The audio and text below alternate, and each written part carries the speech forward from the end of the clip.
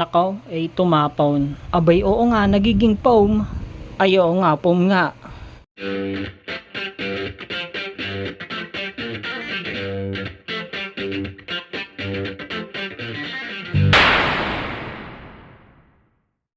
Ayan ngayon, nagpa-aircon kami din sa aming maliit na barong-barong. Kaakibat ng pagpapa-aircon syempre kailangan saradong-sarado ang inyong bahay. Kaya yan, nagpagawa tayo din ng bintanang sliding window. At saka syempre, nagpalagay na rin tayo dyan ng kesame. Ang pinoproblema ko din aring mga pintuan.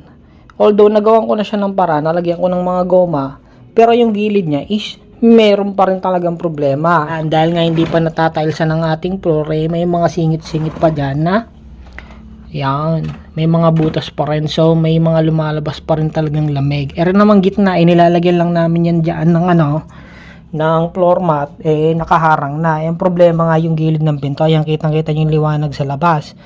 Kaya tayo napabili ni Ray. Ito ay polyurethane foam na ang ginagawa nito pagka in-spray mo siyang liquid, katagalan lumalaki siya at nagiging foam kagaya nung nasa gilid na iyon. So ayan, saan ko ito nabili nakalink down below. Okay, so ito pantatapal natin sa butas at papakita ko sa inyo ng sample. So halimbawa, aring butas na array. Ang gagawin lang natin dyan yung aring urethane foam na array, spray nyo. Haluin nyo muna.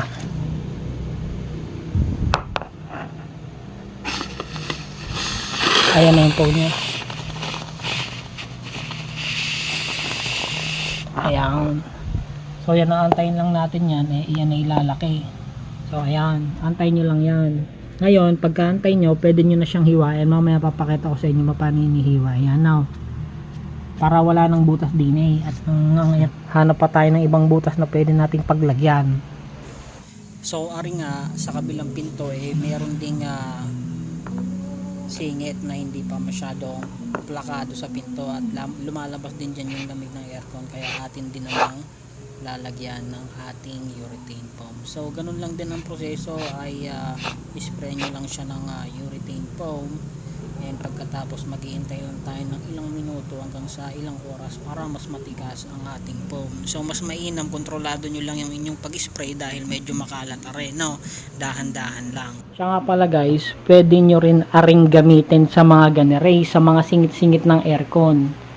Pero since dumidikit siya, minabuti ko ng foam na lang ang gamitin. So yung foam na nakabalot sa mga bagong binibili natin sa Shopee, yung ginagamit pang packaging, ayan yung siningit ko dyan sa aircon kaysa ito, kasi nga dumidikit nga ito. So stock up na yung aircon natin dyan, hindi natin matatanggal, or matanggal man natin, sisirain natin yung insulation nya, which is ito, insulator nya.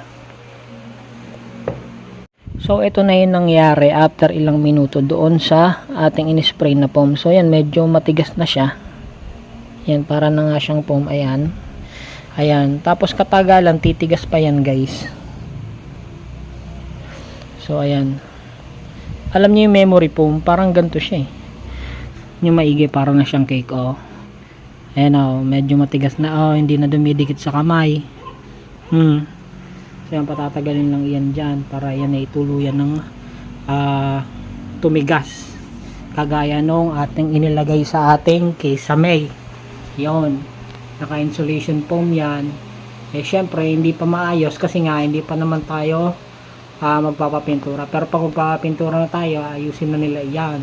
So yan guys, again, kung gusto nyo bumili ng ganare guys, mura lang to, nasa 120 to 150 ata kasama yung shipping fee.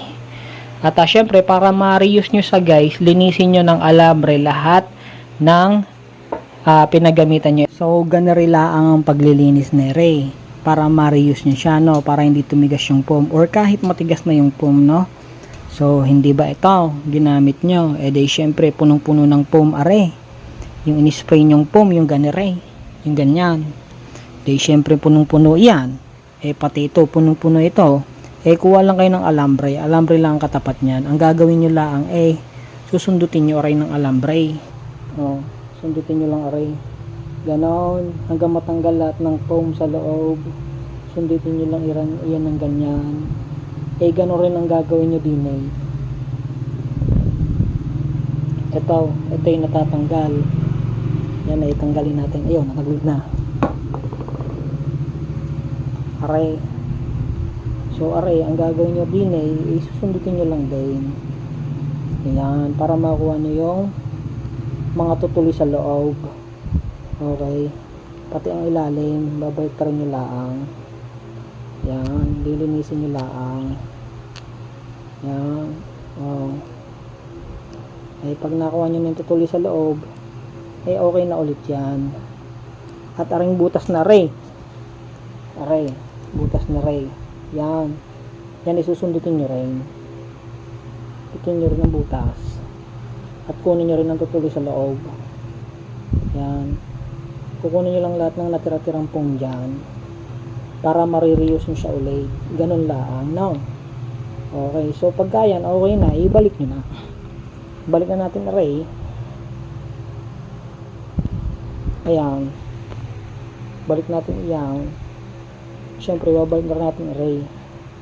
O yan. Eh, pagka may nakita pa ulit kayo na ano nyo, na pwede nyo lagyan, eh, di lagyan nyo. Ganun lang ang kadali. No? So, ayan. Okay na ulit siya.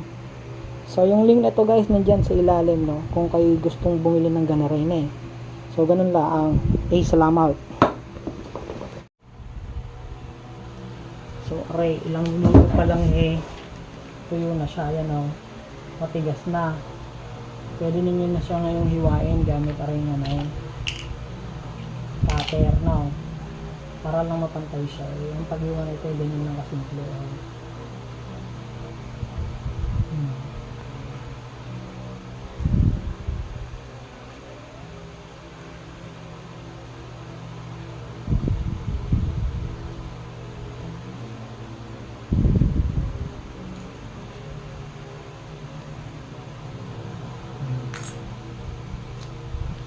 Ayan.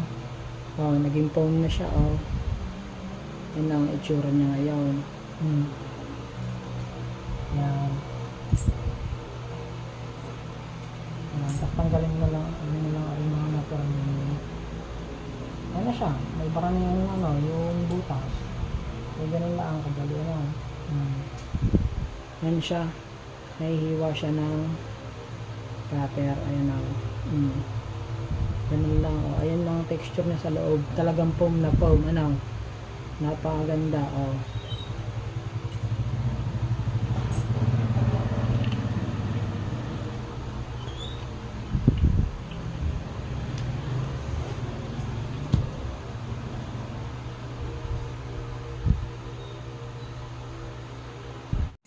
So, are naman yung hiniwa natin sa kabilang pinto. At tingnan nyo naman yung texture niya. Eh, para talagang foam. Tumigas na nga siya. Para siyang foam. Pero, similar din sa styrofoam. Parang ganun siya. O, yan, o. Kala mo tinapay, no? So, yan. Bili kayo, guys. Nakalink down below yung kanyang link. Para legit yung mabili nyo. No? Salamat.